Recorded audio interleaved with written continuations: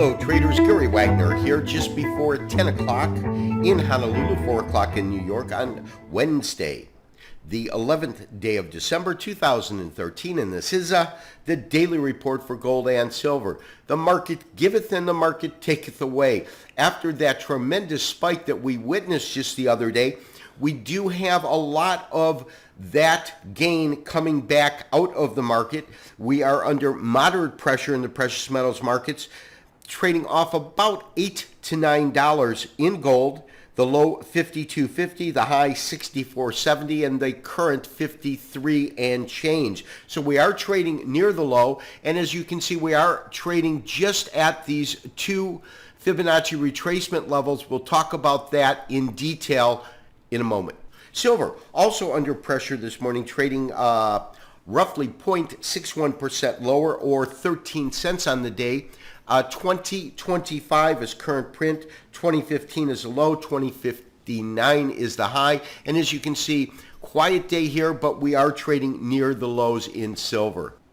Traders, if you recall from yesterday, we talked about the fact that as this market spiked, it actually hit what I consider to be an area where it could have some kind of critical mass, which is roughly at 1261. We'll talk about that number in a second, but as you can see, I put in basically two fib retracements. One retracement goes from the $1,300 mark, this top, down to our low at 1211. That was the second line I put in. The first line I put in was when the market hit the low at 1225, and that of course is right here. When we do that and we look at the 50% retracement levels, we can see that we identified a key level of resistance at around 52 and another level at around 60. And when the market spiked through this, my question yesterday was, will this area be supportive or will it maintain itself in the way that it has in the past as resistance? We can see this triple turn into a quadruple top right in here, but the market does really steamroll through there. But when we look at the top that we just recently saw, you can see that right here, it only lasted a little bit. It kind of trailed through there, and it's now threatening to really trade and break back below this line. Call it 1253, 1252.78, and as you can see, we're just really pennies, 2 cents from that mark. My sense is that if it breaks below this, we're probably going to see further pressure in the market. We might even see a retest of the 1225 low. But in terms of the big picture, as I have maintained, I really believe that we are still deeply entrenched in that wave 5, and that wave 5 is not terminated yet. We'll look at the count on some of the charts that have a more compressed timeline. Looking at a standard candlestick chart, 4 hours per bar, 240-minute chart. If you recall from yesterday's show, we talked about a variation off a pattern called a three-river evening star. It is a candlestick pattern. It's really composed of 3 candles. It starts with a long green candle. It's always following an uptrend for, of course, the three-river evening. You then get a star gapped, and then you get your red candle, which is the conclusion of that 3-day pattern. You then look for what we call a confirming candle, which is the following candle to have a red candle with a lower low and a lower high like you get here. We identified the fact that we had this really strong doji right in the center of this tremendously long spike or green up candle. Compare it to, we get this smaller red candle down, we get our confirming candle. But we talked about the fact that when we see this type of formation on the top, or when we look at the three-river morning star variation, such as here on the bottom, it can be a real good indicator of weakness in the market in terms of evening, or strength in the market. Their pivot points are key reversals. And the one thing that we did talk about yesterday is the fact that we saw this pattern unfolding told us that there was a possibility that we would see some weakness in the market, and in fact we're doing just that. The question remains now, will it be able to find any kind of support at the 52 level? It has broken through the 1260 level, and that to me is what is most important in terms of short-term observations in the market. Now, from a 4-hour chart, I'm going to move to our half-a-day chart, 720-minute chart. Also, standard candlestick format. We can also see the resistance area that we have in here. This comes in at about 58, 57.91.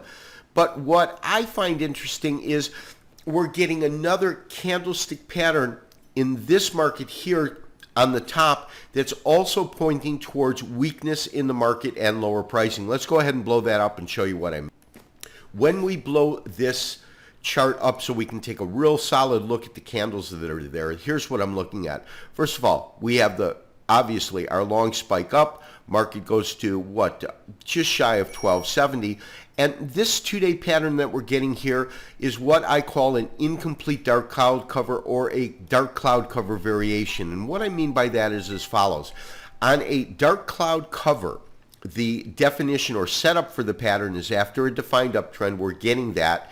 You get a long green candle up close, we're getting that, followed by a red candle that opens in a continuous contract such as spot market that we have, or above in a genuine market that has true opens and closes, and then closes at or below the midpoint. Now, roughly speaking, the midpoint of this candle is probably going to be just above this line. Right in here would be your midpoint. So it didn't quite meet that criteria. That's why I have labeled it incomplete dark cloud cover or variation.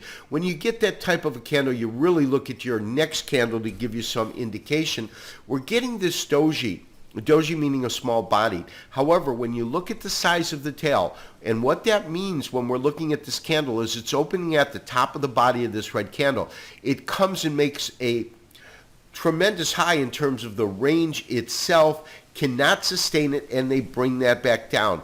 This, when it's found at the top of the market, is either called a shooting star, depending on the size of this tail right in here.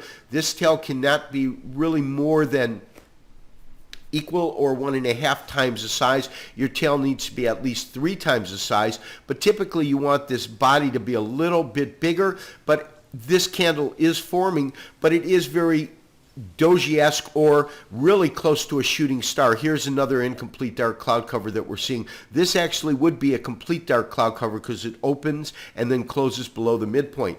My point is that when we look at the different candlestick patterns through different time cycles, they're all kind of alluding to the same thing, and that is continued weakness in the market. Now, in terms of straight candlestick patterns, we're looking at a daily chart, and this daily chart is of COMEX, so we do get true opens and closes in this particular market or chart. On the daily chart, we're having a very, very similar read to the half-a-day chart, and that is an incomplete dark cloud cover. This is that long spike the other day. Market opens just at or above and is currently trading into about the first third of the market, so it is nowhere near a real dark cloud cover, and in fact is closer to simply what is called a bearish harami. Harami simply means pregnant in Japanese, and it is known as a inside trading day through Western terminology, called a harami in Japanese. It's just where you get a small bodied inside another large bodied candle. Bearish would be a marketplace, of course, that you had a green candle and then a red candle. Bullish would be the opposite of that. So we are getting some indication in the dailies, but the dailies are certainly not showing us any kind of real weakness in the same way that the shorter term studies are. Now, everything looks different when we convert into our Japanese average charts, because that is going to lag behind. And on this daily chart, we are still fully blown into a market that has been rallying, even with the market trading lower, because realize the difference between a standard candlestick chart and the Japanese average chart is the way they create these bodies. In a standard candlestick chart, you get a open and a close, true open and true close. In a average chart, you are comparing it to the previous mid-range or the average itself to where we are trading now. So Green is significant in that what it's telling you is that it has opened above the midpoint of the prior candle and has traded and closed above the midpoint of the prior candle. That's what gives it a green. Red, of course, means it opens and trades below the prior candle. And it takes a lot of noise out. When we look at this chart, it's not as clear that we're going to have a continuation of downside pressure. What we're seeing here is we still have no lower tail. We have a decent body size in the marketplace itself. So it could be a scenario when we look at it through the eyes of this daily chart that we're just getting a little bit of backfill and the market will continue higher.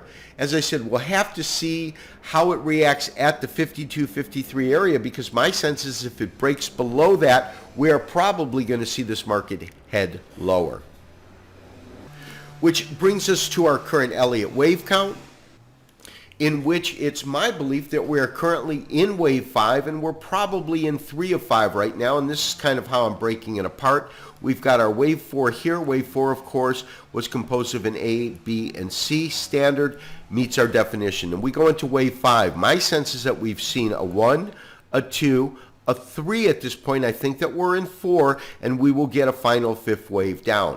That being said, we could see the market move up a little bit, but if it stalls in this area right here, what it's really telling us is that we've got that really the last or the 5th wave down. Depending on where that's going to go is going to determine our exact strategy. But as I say, when I look at this timeline, we could see a little bit higher pricing right now and then one last move down before we kind of wash everything out and complete our 5th wave and this long bear pattern countdown. From there, as you know, my belief is we're going to go into some sort of an A, B, C, a corrective pattern, which would be a nice sizable rally in the market. Now, on our weekly chart, this gives us our more defined Elliott wave count when we kind of stand back a little bit more. Of course, I've just got our intermediate count here, conclusion of 3, 4, and 5. When we look at the recent price activity in a weekly chart through a Japanese average, we're certainly not green, but we have gotten that pivot point. And my count is still, when I look at this market itself, this is our wave 4 and our 1, our 2. We're currently in 3, and we'll see if we develop into a 4 up and then a final 5th wave down.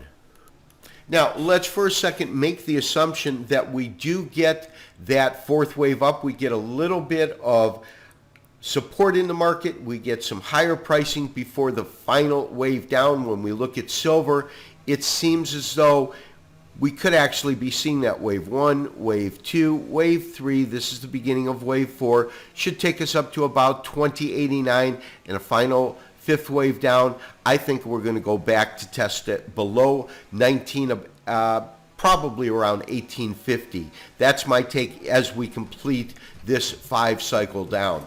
This has been Gary Wagner, wishing you as always good trading. We'll talk to you tomorrow on Thursday for another daily update and review.